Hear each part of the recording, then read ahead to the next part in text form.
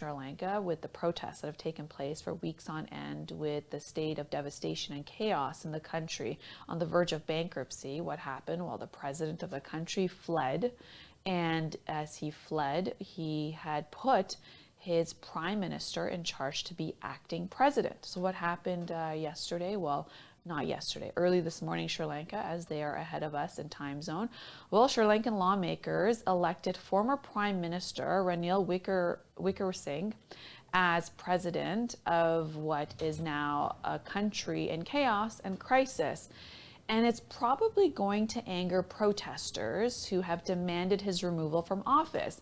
Well, the former prime minister said he was going to resign, and now he's the president. And this comes at a time where the country was completely mismanaged when it comes to what they say is luxurious tax breaks, which brought very little revenue into the country. Then there was COVID-19 pandemic. Then they lost their tourism sector, which is a big contributing factor to their GDP. And from there, well, they can't afford fuel, cooking oil, basic necessities.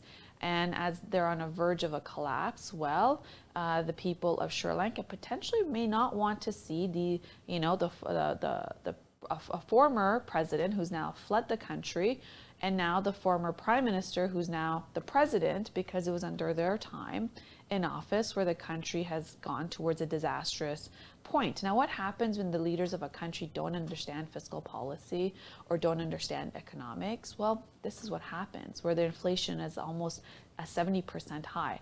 We're talking here in Canada about 7.7%. They're in like the double digits of 70% above of inflation. So now the former prime minister, he received 134 votes, which is has put him possible in the position. We'll see what that means for the protesters, what it means for the country, and what his vision is.